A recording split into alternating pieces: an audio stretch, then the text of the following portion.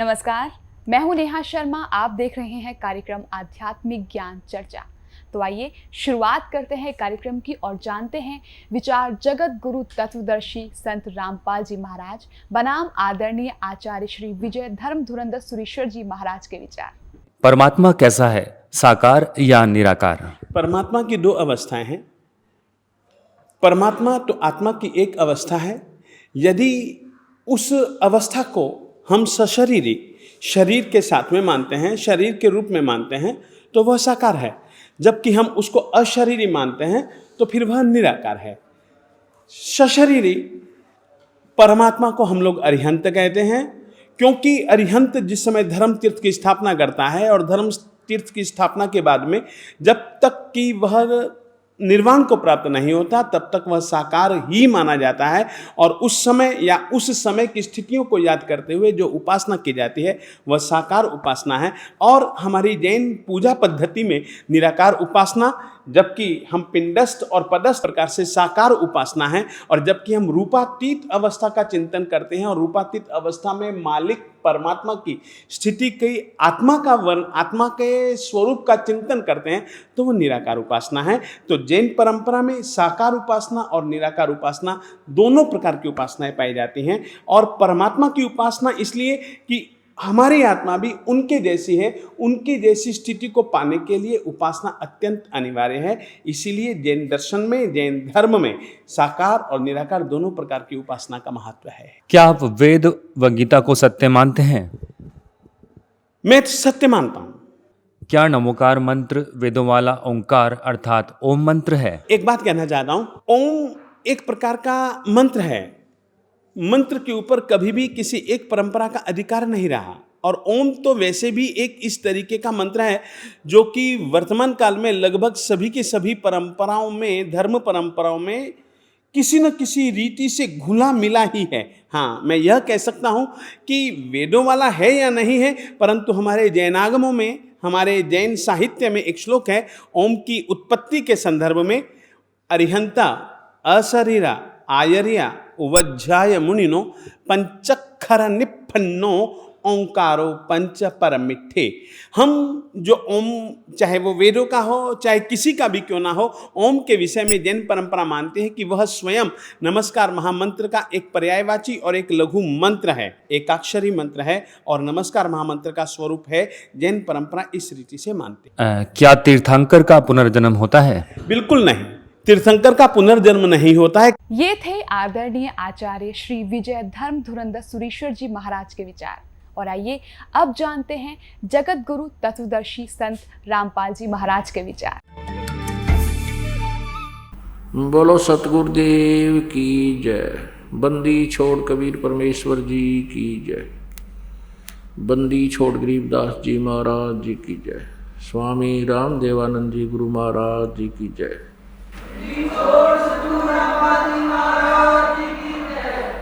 सर्व संतों की जय, सर्व भक्तों की जय, धर्मी पुरुषों की जय, श्री काशी धाम की जय, श्री छुडानी धाम की जय, श्री करौथा धाम की जय, श्री बरवाला धाम की जय। सत साहिब गरीब नमो नमो सतपुरुष को नमस्कार गुरु की नहीं। सुर नर मुनि जन साधुआं संतों सर्वस्ती नहीं। सतगुरु साहेब संत सब डंडो तुम प्रणाम। आगे पीछे मध हुए तिनको जहाँ कुर्बान। मूर्ख बनाने के लिए अनजान लोग कहते हैं कि जो तीरंथ कर बन जाता है उसका पुनर्जन्म नहीं होता। ये भी इनकी भूल है। ऋषभ देव जी का जन्म हुआ, वो बाबा आदम हुआ। देखिएगा पुस्तक आओ जैन धर्म को जाने। ये पुस्तक आओ जैन धर्म को जाने, ये आपको भी दिखाई थी। लेखक हैं प्रवीण चंद्र जैन, M.A. शास्त्री, जम्बूद्वीप हस्तिनापुर। प्रकाशक हैं श्रीमती सुनीता जैन, जम्बूद्वीप हस्तिनापुर मेरठ से। मुद्रक है Dhirendra Jain, new Rishabh offset printer Meerut. Phone number इतना। अब इसमें दिखाते हैं ऋषभ देव जी का अगला जन्म क्या हुआ।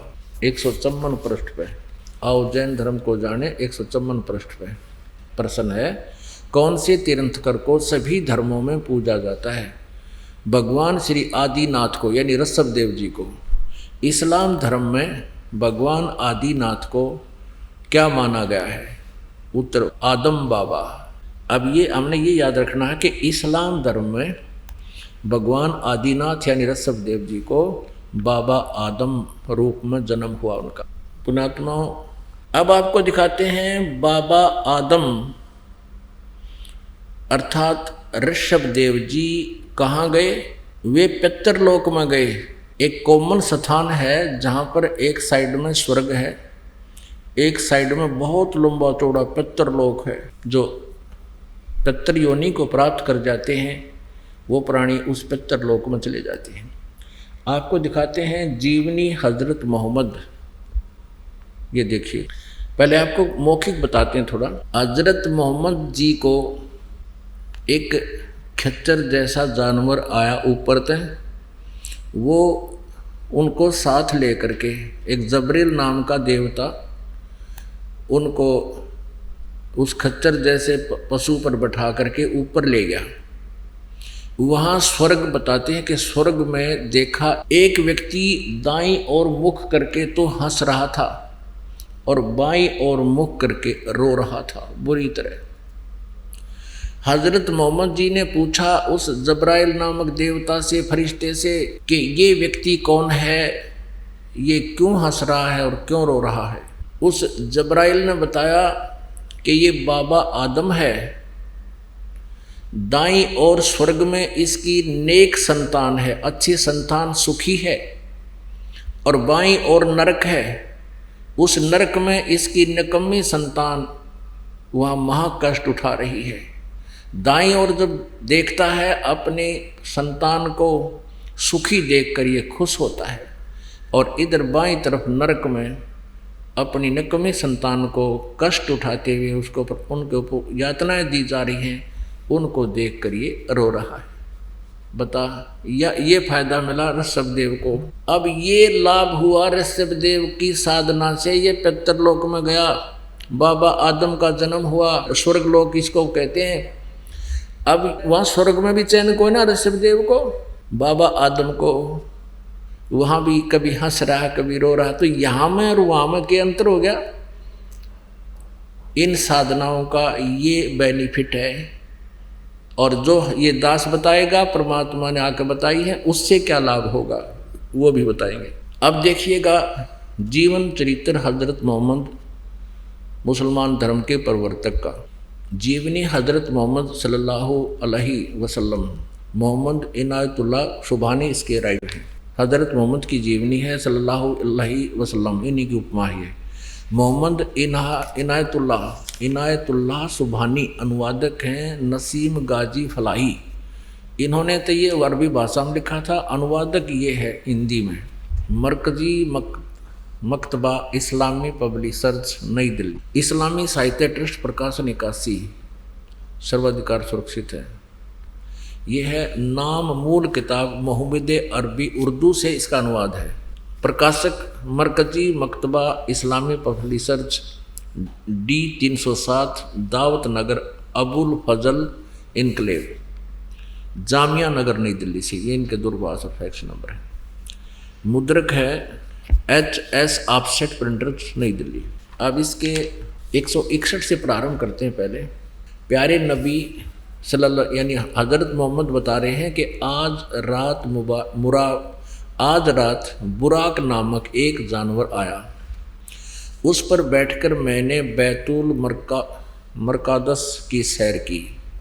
वहाँ पहुँचा तो नबियों की जमात आई, उनमें अब्राहिम, यानी ये सारे वही हैं जो हजरत ये मुसलमान धर्म के जितने भी हैं और ईसाई धर्म के उस पितरलोक में हैं, उनमें इब्राहिम अलैहिस्सलाम भी थे, मूसा और ईसा अलैहि भी थे। मैंने उन सबको नमाज भी पढ़ाई। हजरत मोहम्मद जी बता रहे हैं कि उससे पितरलोक में ये मूसा जी ईसा जी जिससे ईसाई धर्म चला वहीं थे और मैंने उन सबको नमाज पढ़ाई। अब 164 पृष्ठ पर आते हैं। प्यारे नबी यानी हजरत मोहम्मद बता रहा है, अपने सच्चे साथियों के बीच बैठे अल्लाह ने उनको जो बड़ी बड़ी नेमत दी थी उनका जिक्र करने लगे। अपने साथियों बता रहे हैं हजरत मोहम्मद जी मुसलमान धर्म के प्रवर्तक, बैतुल मरकादस से आकाश पर जाने का हाल भी सुनाया। वहाँ कुदरत के जो जलवे देखे थे उनको भी बयान किया। आप यानी हजरत मोहम्मद ने फरमाया बताया कि इस तरह हजरत जबरील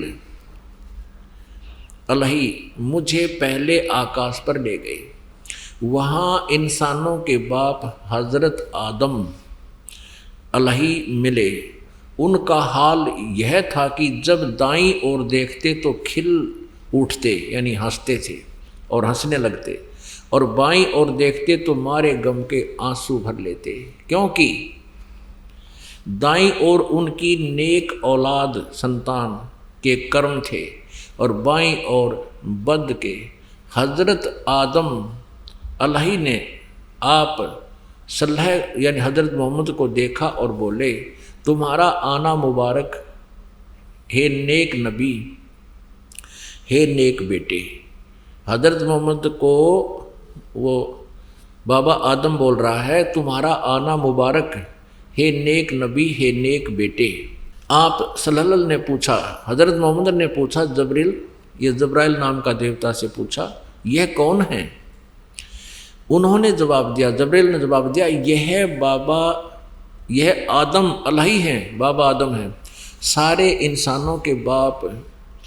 फिर जबरील अलही आप सल्लल्लाहु को दूसरे आकाश पर ले गए, फिर तीसरे पर इसी तरह आगे बढ़ते गए। आप जिस नबी के पास से गुजरते ये मनमोहक शब्द कानों में गूंजते।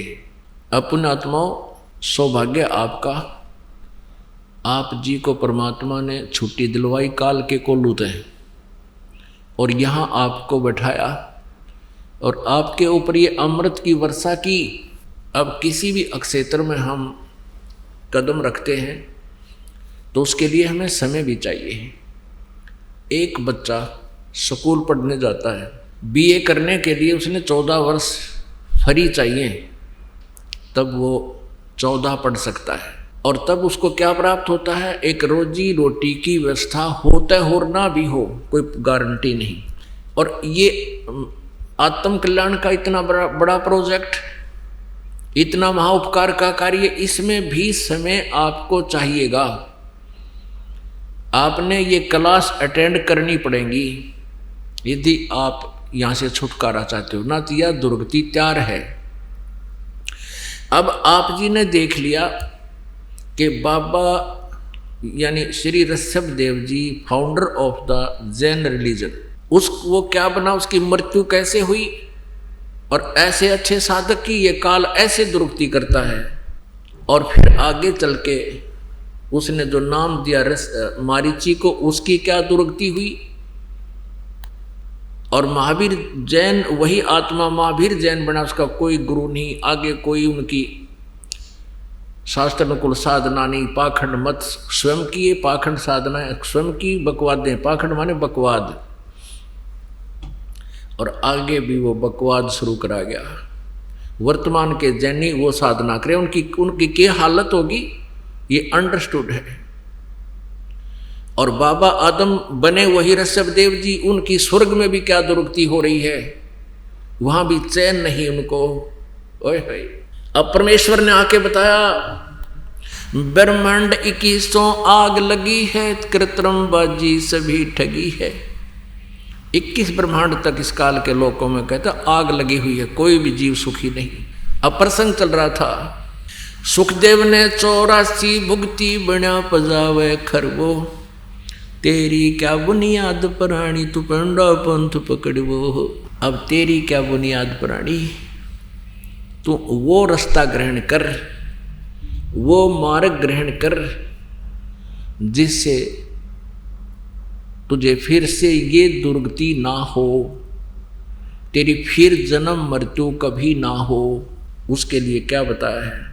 श्रीमद् भगवत गीता जी अध्याय नंबर 4 के श्लोक नंबर 5 और 9 में अध्याय 2 के श्लोक नंबर 12 में, अध्याय 10 के श्लोक नंबर 2 में ये स्पष्ट किया है गीता ज्ञानदाता ने कि मेरे और तेरे अर्जुन बहुत जन्म हो चुके, तू नहीं जानता, मैं जानता हूँ। फिर गीता जी अध्याय नंबर 8 के श्लोक नंबर 5 और 7 में कहा कि मेरी साधना करनी है तो युद्ध भी कर और अपनी भक्ति भी करते रहना, यहाँ शांति नहीं होगी तुझे।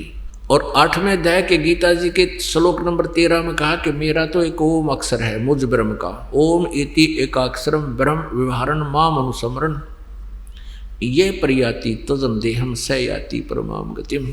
मुझ ब्रह्म का एक ओम मंत्र है, ओनली वन मंत्र, ओम एक अक्षर, और उच्चारण करके सिमन करता हुआ ये प्रयाति तजम देहम, जो शरीर छोड़कर जाता स याति परमाम गति, वो ओम से मिलने वाली गति को प्राप्त होगा। वो कहाँ जाएगा? ब्रह्मलोक में जाएगा, ब्रह्म स्वर्ग में जाएगा। और गीता जी अध्याय नंबर 8 के श्लोक नंबर 16 में यह प्रमाण दिया है कि ब्रह्मलोक पर्यंत भी ये सभी वहाँ गए हुए व्यक्ति भी वापस जन्म मृत्यु में आते हैं। आप जी ने प्रमाण भी देख लिया। ऋषभ देव जी से दीक्षा प्राप्त मारीची वाला जीव ओम नाम का जाप करके ब्रह्मलोक में गया, ब्रह्म स्वर्ग में गया, ब्रह्म स्वर्ग कहो ब्रह्मलोक कहो, और फिर आया। और फिर कितने दुख हुए उसके जीवन में। इसलिए गीता जी अध्याय नंबर 7 के श्लोक नंबर 18 में कहा है कि मेरी साधना भी अनुत्तम है। ये ज्ञानी आत्मा है तो अच्छी उद्धार आत्मा है, लेकिन ये मेरे वाली अनुत्तम साधना में ही लीन है। अनुत्तमाम अति घटिया साधना में ही लीन है। इसलिए गीता जी अध्याय नंबर 18 के श्लोक नंबर 62 में कहा है कि अर्जुन तू सर्वभाव से उस परमेश्वर की शरण में जा जिसकी कृपा से तू परम शांति और सनातन परम धाम को यानी शाश्वतम स्थानम सदा रहने वाले स्थान को यानी सतलोक को प्राप्त होगा।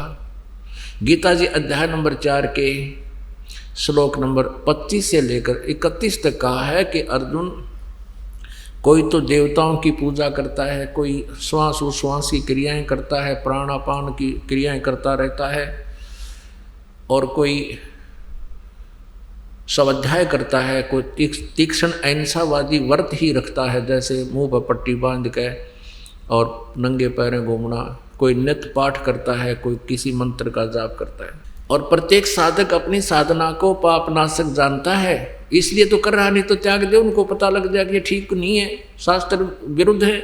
तो कहा कि चौथे अध्याय के 32वें श्लोक में कि ये इस प्रकार की यानी विस्तार के साथ धार्मिक अनुष्ठानों की जानकारी, भक्ति कर्मों की जानकारी, सच्चिदानंद घन ब्रह्म की वाणी में ब्रह्मणे मुखे, यहाँ इन्होंने अनुवाद गलत कर दिया, अनुवादकर्ताओं ने ब्रह्मणे मुखे का अर्थ कर दिया वेद की वाणी, ये गलत कर दिया। और ब्रह्मणे का अर्थ होता है सच्चिदानंद घन ब्रह्म। इन्होंने 17वें अध्याय के 23वें श्लोक में गीता जी में सही किया है, ब्रह्मणे का अर्थ किया है सच्चिदानंद घन ब्रह्म। तो यहाँ ब्रह्मणे मुखे का अर्थ चाहिए था सच्चिदानंद घन ब्रह्म ने जो अपने मुखारविंद से, अपने मुख कमल से बोली है वो वाणी, उसको तत्व ज्ञान कहते हैं। उस तत्व ज्ञान में सच्चिदानंद घन ब्रह्म की वाणी में ये यथार्थ ज्ञान, तत्व ज्ञान, सत भक्ति विस्तार से कही गई है। उसको जानकर फिर किसी भी आप पाप को प्राप्त नहीं होगे, आप सब कर्मों से मुक्त हो जाओगे। चौथे अध्याय के 34वें श्लोक में कहा कि उस तत्व ज्ञान को जो सच्चिदानंद घन ब्रह्म ने आके स्वयं बताया है अपने मुख कमल से, उसको तत्वदर्शी संतों से जानो, समझो, उनसे पूछो। यानी गीता ज्ञानदाता अनभिज्ञ है उस तत्व ज्ञान से, और उनको दंडोत प्रणाम करने से, कपट छोड़कर उनसे प्रसन्न करने से वो तत्वदर्शी संत तुझे उस परमेश्वर का ज्ञान बताएंगे। गीता ज्ञानदाता से अलग है वो परमात्म तत्व। फिर तत्वदर्शी संत की पहचान बताई है 15वें अध्याय के प्रथम श्लोक में कि ऊपर को जड़ वाला, नीचे को शाखा वाला, ये उल्टा लटका हुआ संसार रूपी वृक्ष समझो, और इसके जो सभी विभागों को, छंदों को, अलग अलग टुकड़ों को बता देगा, जानता है वेदवित। वो तत्वदर्शी संत है, वह वेद के तात्पर्य को जानता है। वो तत्वदर्शी संत है। परमेश्वर ने 600 वर्ष पहले कबीर परमेश्वर ने आके बताया था, अक्षर पुरुष एक पेड़ है, निरंजन वा की डार और तीनों देवा शाखा है, ये पात रूप संसार। अब देखिएगा एक झलक संसार रूपी वृक्ष की। ये संसार रूपी वृक्ष है, जड़ प्रोक्ष है, जमीन में होती है। ये एक संसार रूपी वृक्ष है। ऊपर को मूल परमात्मा तो जड़ समझो, परम देव पुरुष यानी पूर्ण परमात्मा तो ये जड़ है, मूल है। और ये तना कौन है? ये तना कौन है? कौन भगवान है? डार कौन भगवान है? पत्ते कौन, शाखा कौन भगवान है और पत्ते कौन है? जो इनको विस्तार से बता दे 15वें गीता जी अध्याय नंबर 15 के श्लोक नंबर 1 से 4 और 16-17 इसके ऊपर पूर्ण रूप से जो ना समझ में आएंगे। ये ऊपर को तो जड़ है पूर्ण परमात्मा, पूर्ण ब्रह्म परमेश्वर, परम अक्षर ब्रह्म, ये इतना हिस्सा तो। और इससे बाहर जो दिखाई देता है ये तना तुरंत जमीन से बाहर, ये अक्षर पुरुष है, इसको परब्रह्म भी कहते हैं। इससे एक डार निकली, इसको ब्रह्म समझो, ये ज्योति निरंजन समझो 21 ब्रह्मांड में जहाँ हम रह रहे हैं। और इसके आगे 3 शाखाएं हैं, ब्रह्म के पुत्र हैं, रजगुण ब्रह्मा जी, सतगुण विष्णु जी, तमगुण शिव जी, ये शाखा हैं। और हम पात रूप संसार। परमेश्वर ने आके बताया कबीर जी ने, अक्षर पुरुष एक पेड़ है, निरंजन वा की डार और तीनों देवा शाखा है, ये पात रूप संसार। अब आपको गीता जी अध्याय नंबर 15 के अब दिखाते हैं 1 से 4 श्लोक। अब कहने का भाव ये है कि जैसे आपने एक सेंटेंस सुना परमेश्वर की सच्चिदानंद घन ब्रह्म की वाणी में, सुखदेव ने 84 भुगती बिना पजावे खरवो, तेरी क्या बुनियाद प्राणी तू पेंडा पंथ पकड़े वो। सुखदेव जैसे महापुरुषों ने भी 84 लाख योनियों में गधे की योनियां भी भोगनी पड़ी, तो तेरी क्या बुनियाद है? जब सच साधना नहीं करेगा तो तू कैसे बचेगा? वो साधना तुम्हें प्राप्त भी नहीं है तो वो ऋषि लोग करते थे और फिर भी उनकी ये दुर्गति हुई। अब वो मार्ग पकड़, वो रास्ता ग्रहण कर जिससे ये छुटकारा हो, वह जानकारी अब दी जा रही है आप जी को, ध्यान से सुनना इसको। अब देखिए श्रीमद् भगवद गीता, जयदयाल गोविंद का इसके अनुवादक हैं, गीता प्रेस गोरखपुर से प्रकाशित है। अब देखिएगा 15वें अध्याय का प्रथम श्लोक दिखाते हैं आपको। ये है अथ पंचदशो अध्याय, 15वां अध्याय, ये प्रथम मंत्र। ऊर्ध्व मूलम अध शाखम, ऊर्ध्व माने ऊपर को जड़, मूल और नीचे को शाखा, अध शाखम, अश्वत्थम प्राहु अव्यम, छंदासी यस्य प्रणानी ये तम वेद स वेदवित। इसका अर्थ है सीधा सा कि ऊपर को जड़ है उस पूर्ण परमात्मा समझो, इस संसार रूपी वृक्ष की, क्योंकि जड़ से ही पौधा होगा और जड़ से ही सारे पेड़ को आहार मिलता है, यानी सबका मालिक, सबका धारण पोषण करने वाला वो पूर्ण परमात्मा ऊपर है, शतलोक में है, सचखंड में है। और अधः शाखम, अब गीता ज्ञानदाता ने सिर्फ 2 पॉइंट बताए हैं, ऊपर न जड़ वाला और नीचे न शाखा वाला, उल्टा लटका हुआ संसार रूपी वृक्ष है। और छंदासी यानी इसके विभाग, पत्ते आदि इसके विभाग कहे गए हैं। और ये तम वेद, इन सभी छंदों को, पत्ते आदि सभी छंद माने विभागों को, खंडों को जो बता देगा, यह तम वेद जो जानता है, स वेदवित, वह वेद के जानने वाला है, तात्पर्य को समझने वाला है, वह तत्वदर्शी संत है। अब इनके अनुवाद देखिए गीता प्रेस गोरख वालों का। आदि पुरुष परमेश्वर मूल वाले हैं, यानी जड़ तो समझो पूर्ण परमात्मा है, परमेश्वर है।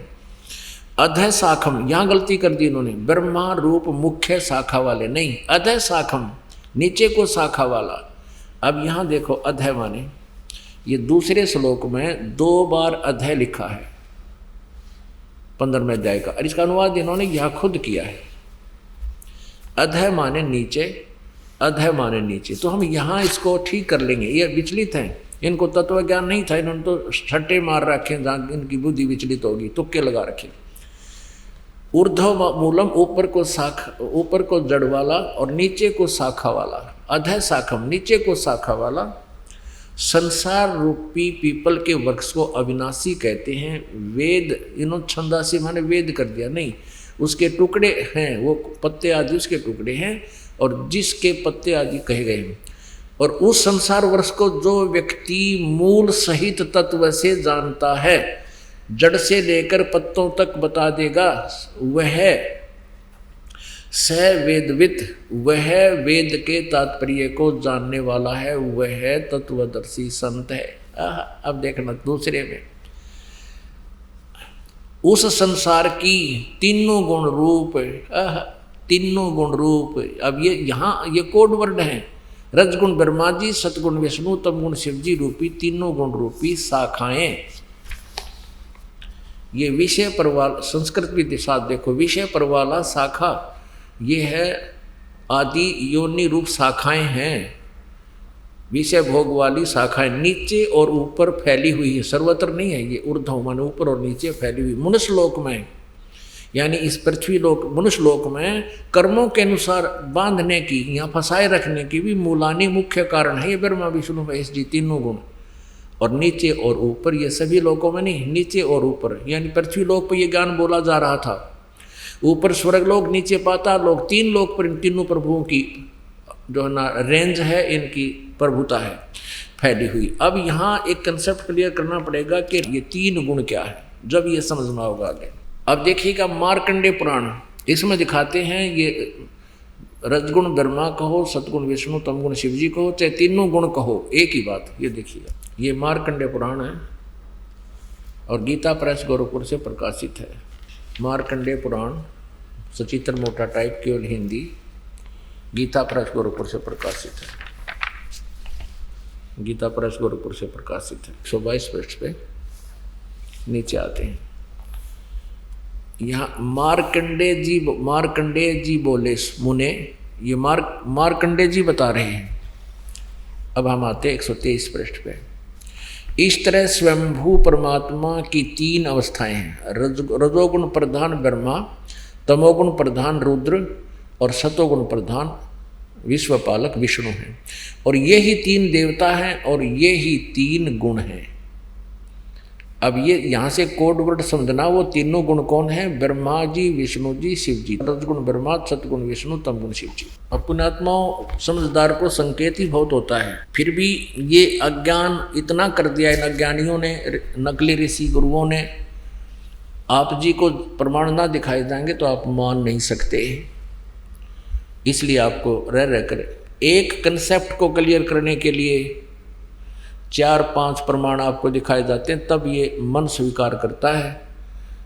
जब आत्मा मानती है सचमुच हम गलत कर रहे थे। ये देखिएगा, श्रीमद् देवी भागवत हिंदी टीका सहित भाग 1, ये कहाँ से छपी है? अथ देवी भागवतम भाषा सभाष टीकम सहमात्यम, खेमरा श्री कृष्णदास प्रकाशन, बम्बई 4। इसका हम तीसरा सकंद दिखाएंगे आपको। अथ श्रीमद् देवी भागवते भाषा टीका युक्ति तृतीय सकंद है प्रारंभते। अब इसके 11 पृष्ठ पर आते हैं। ये पृष्ठ 11 है, देवी भागवत तृतीय सकंद अध्याय 5, इसका मंत्र नंबर 8। भगवान शंकर कहते हैं, अपनी माँ से पूछ रहे हैं, हे माता, यदि हमारे ऊपर सदा आप दया युक्त हो तो हमको तमोगुण में किस प्रकार प्रदान किया है, और ब्रह्मा रजोगुण और हरि सतोगुण युक्त किए हैं, क्यों युक्त किए हैं? अब यहाँ देखो, अब संस्कृत पढ़ेंगे हम, इसमें संस्कृत भी साथ है, एक और सुविधा हमारे लिए। 8वां श्लोक है, यदि दयाधर्मना न सदाम्बिके कथम अहम विहित च, मैं क्यों बना दिया, तमोगुण है, मुझे तमोगुण क्यों बना दिया। और कमल जय, कमल से उत्पन्न होने वाले ब्रह्मा को, कमल जय मान ब्रह्मा को रजोगुण संभव, सुविहित क्यों सतोगुण हरि, और विष्णु जी को सतोगुण क्यों बना दिया। इति सिद्धम रजगुण ब्रह्मा जी, सतगुण विष्णु जी, तमगुण शिव जी। अब तीनों गुण रूपी शाखा परमात्मा ने कहा था, कबीर परमेश्वर ने, कबीर अक्षर पुरुष एक पेड़ है, निरंजन वाकी डारे। निरंजन कहते हैं इस ब्रह्म को, सर पुरुष को, ज्योति निरंजन काल को। और तीनों देवा शाखा हैं भाई पाते रूप संसार। अब गीता जी बता रही है कि 15वें अध्याय का प्रथम मंत्र कि इस उल्टे लटके हुए संसार रूपी वृक्ष को जो पत्तों सहित बता देगा, मूल से लेकर पत्तों तक नारे नारे विभाग बताएगा, स वेदवित, वह वेद के तात्पर्य को जानने वाला है, अर्थात वो तत्वदर्शी संत है। अब इसमें स्पष्ट कर दिया परमेश्वर ने कि अक्षर पुरुष एक पेड़ है, यानी जमीन से बाहर, पृथ्वी से बाहर जो दिखाई देता है पेड़, वो पेड़ कहलाता है। उसके क्या पार्ट हैं? ये तना होता है पेड़, तो तने से, तना तो अक्षर पुरुष है, और उससे एक मोटी डार निकली वो सरपुरुष है, यानी ज्योति निरंजन काल है, ब्रह्म है। और उस डार के 3 शाखा हैं, रजगुण ब्रह्मा, सदगुण विष्णु, तम गुण शिव जी। ये इस ब्रह्म के पुत्र हैं, काल के पुत्र हैं, दुर्गा के इनकी माता है। और उससे आगे हम हैं पात रूप संसार। अपनात्मा।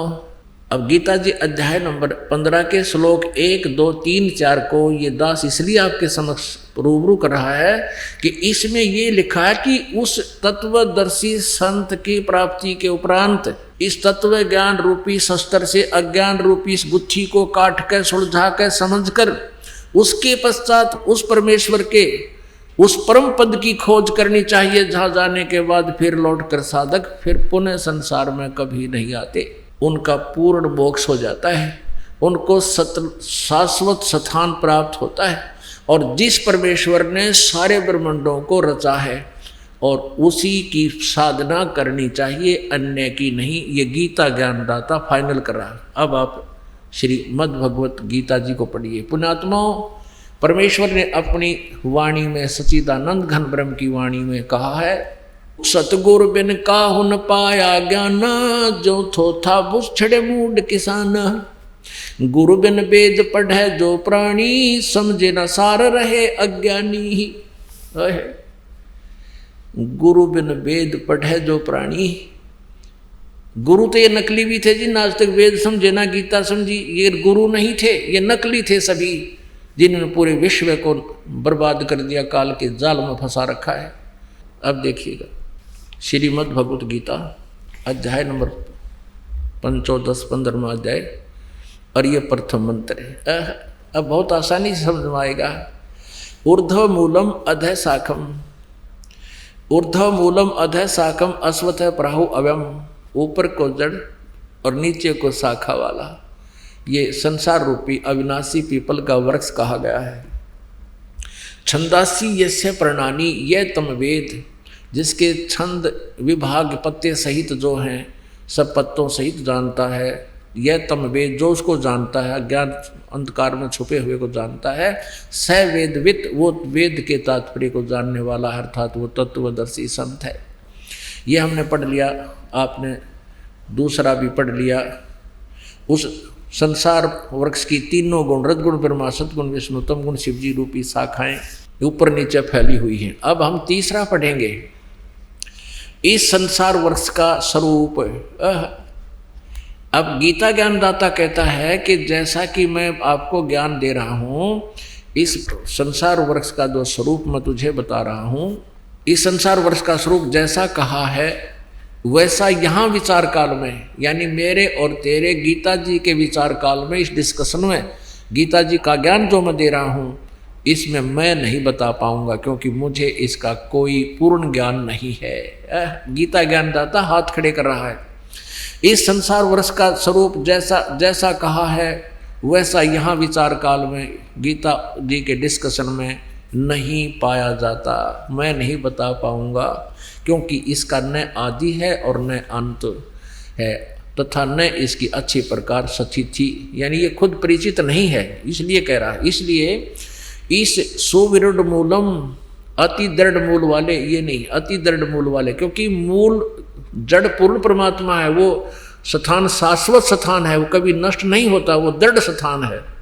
इस पीपल के वृक्ष को दृढ़ेन असंख्य शस्त्रेन छित्वा, वैराग्य रूप शस्त्र नहीं, तत्व ज्ञान रूपी शस्त्र से के द्वारा काट कर, यानी इसको समझ कर, जान कर, तत्वदर्शी संत को की प्राप्ति के उपरांत उसके पश्चात उस परम पद परमेश्वर की खोज करनी चाहिए जिसमें गए हुए पुरुष फिर लौटकर संसार में कभी नहीं आते, उनकी दुर्गति नहीं होती, जैसे अब मारीची और सवदेव जी की हो रही है और सुखदेव जी की हुई।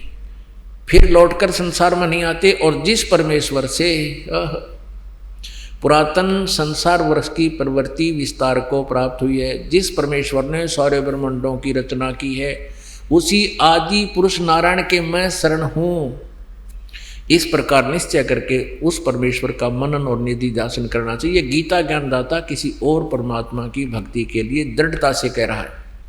अपनात्मा परमात्मा का पाना बहुत आसान है, ये आपके हृदय में निश्चय होना कि जो साधना हम कर रहे हैं ये फाइनल है और यही भगवान है। ये कठिन है, जब तक ये नहीं होगा तो आप भ्रमित रहोगे, काल के दूत आपको भटकाते रहेंगे और फिर आपका पतन शुरू हो जाएगा। गीता जी अध्याय नंबर 2 के श्लोक नंबर 53 में कहा कि अर्जुन, जब भांति भांति के भ्रमित करने वाले वचनों से तेरी बुद्धि हटकर एक परमात्म तत्व ज्ञान पर स्थिर हो जाएगी, तब तो तू योग को प्राप्त होगा, तब तो तेरी भक्ति स्टार्ट होगी। अब प्रसंग चल रहा है कि अक्सर पुरुष एक पेड़ है, निरंजन वा की डार। आप जिन ये चित्र देखा, ये है उल्टा लटका हुआ संसार रूपी वृक्ष। परमेश्वर ने कबीर जी ने कहा अक्सर पुरुष एक पेड़ है, ये तो तना तो समझो अक्सर पुरुष है, और सर पुरुष ये ज्योत निरंजन ये इसकी डार, और तीनों देवा रजगुण ब्रह्मा सतगुण विष्णु तम गुण जीव शिव जी रूपी शाखा है, और ये पात रूप संसार। और गीता जी में ये लिखा 15वें अध्याय के प्रथम श्लोक में कि इनके सभी विभागों को, ये जड़ कौन है, ये परम अक्षर पुरुष कहो, परम अक्षर ब्रह्म कहो। तो इसको जो विस्तार से बता देगा, स वेदविद वो तत्वदर्शी संत है, वेद के तात्पर्य को जानने वाला। अब आप जी को दिखा रहे हैं 15वें अध्याय का 16 और 17 श्लोक, जिसमें तीनों भगवान, तीन पुरुष, शर पुरुष, अक्षर पुरुष और उत्तम पुरुष है तो अन्य।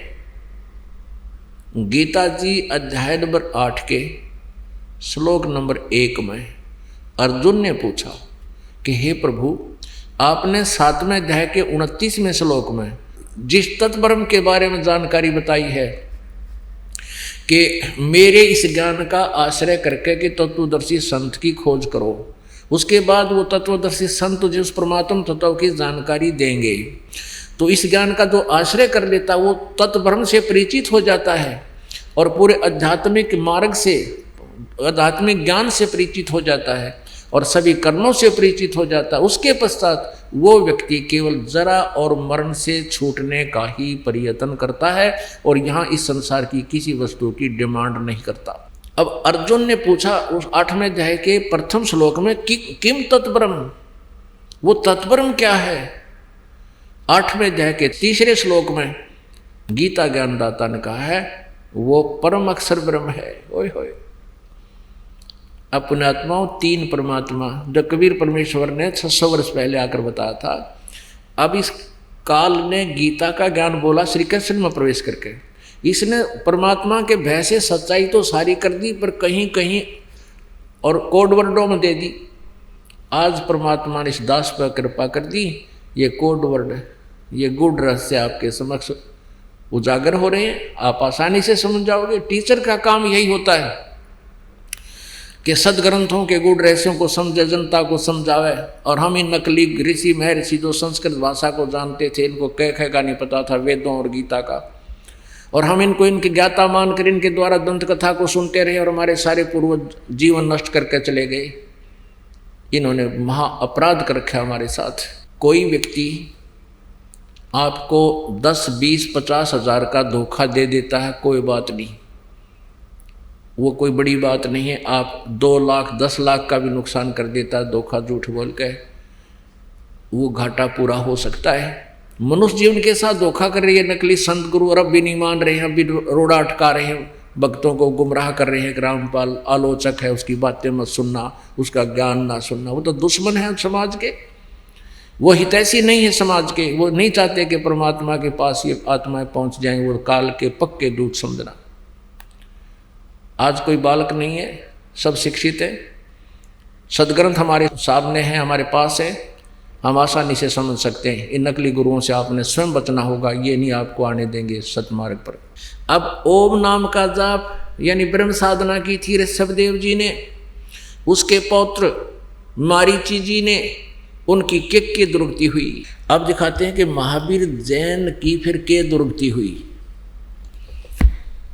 अब ये तो क्लियर हो गया कि मारीची ने उपदेश लिया ऋषभदेव से, जो प्रथम तीर्थंकर था, और वही आत्मा बीच में कितना कष्ट उठाया, आगे वो के बनी महावीर जैन वाला जीव। अब देखिए इन्हीं की पुस्तक में, ये पुस्तक है आओ जैन धर्म को जाने, धर्म मंच प्रश्नोत्तर माला,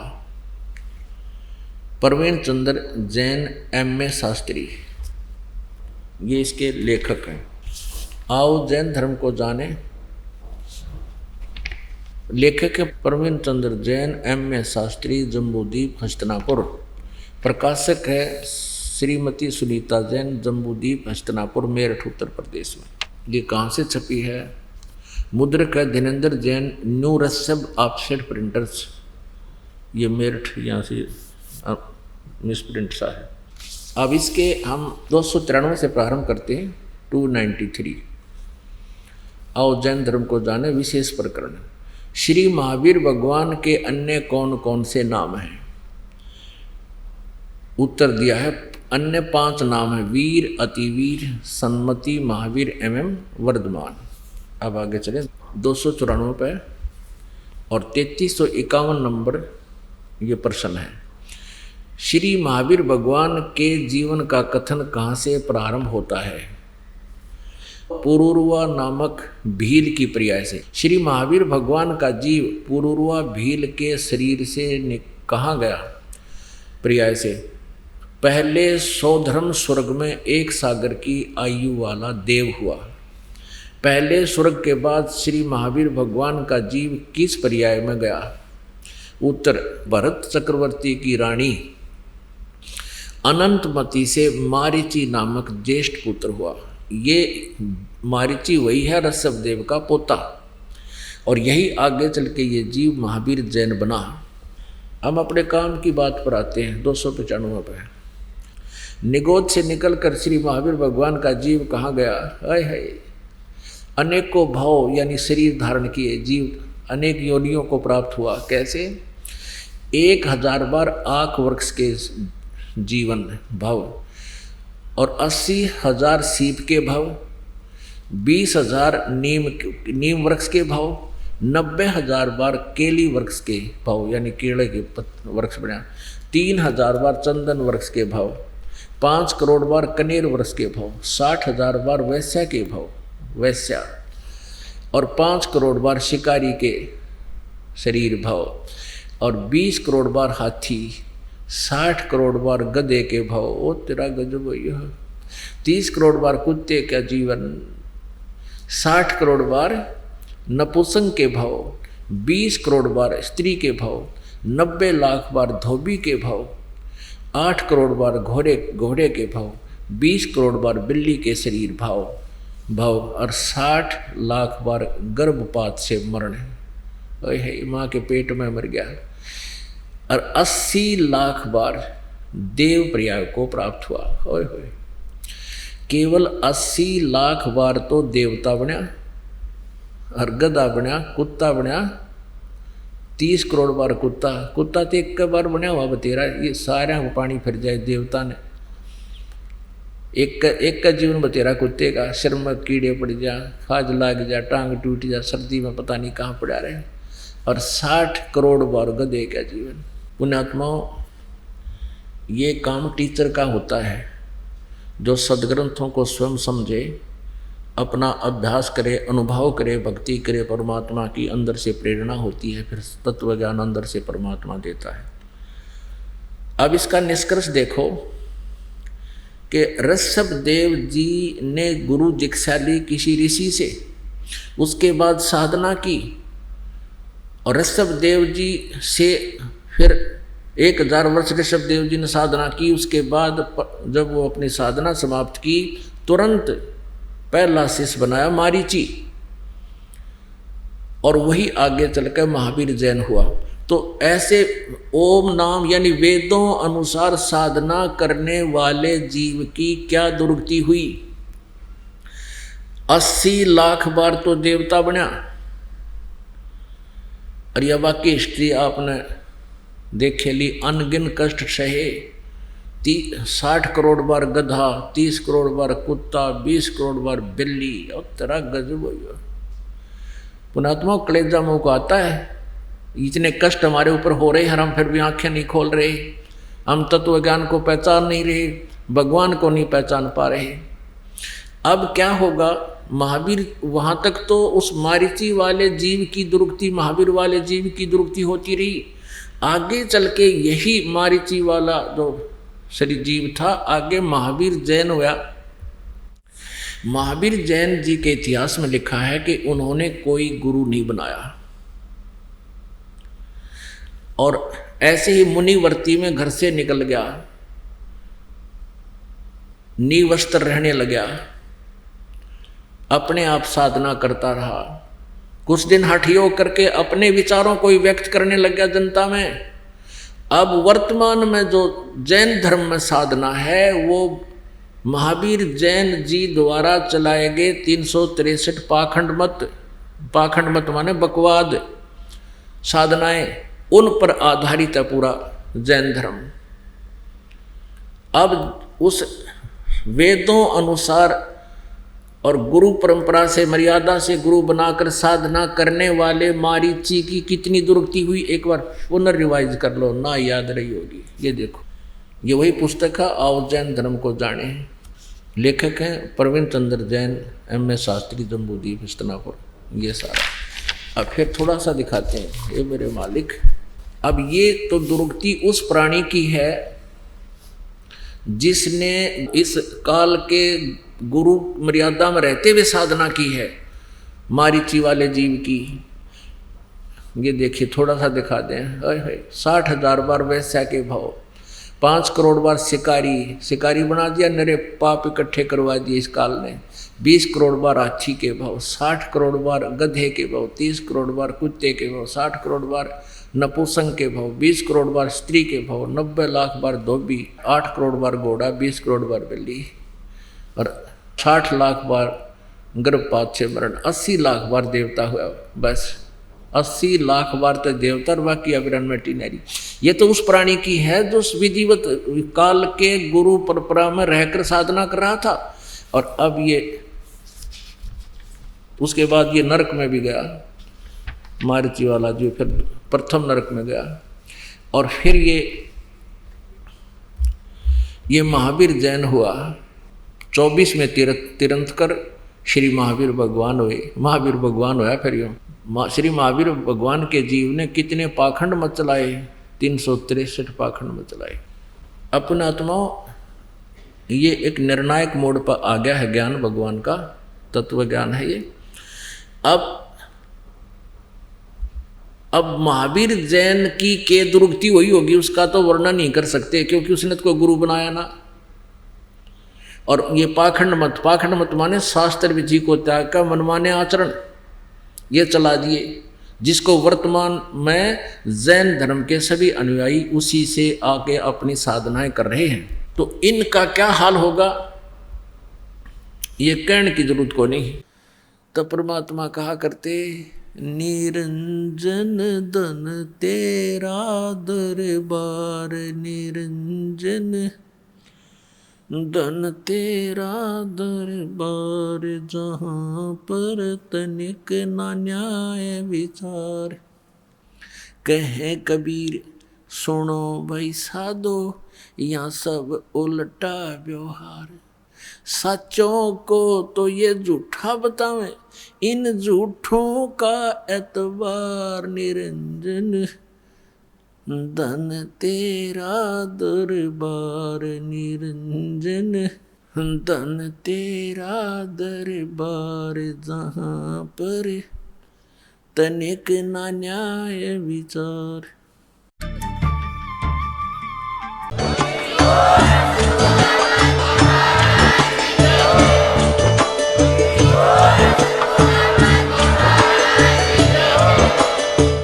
सुन रहे थे जगत गुरु तत्वदर्शी संत रामपाल जी महाराज जी के मंगल प्रवचन। अधिक जानकारी के लिए विजिट कीजिए हमारी वेबसाइट www.jagatgururampalji.org।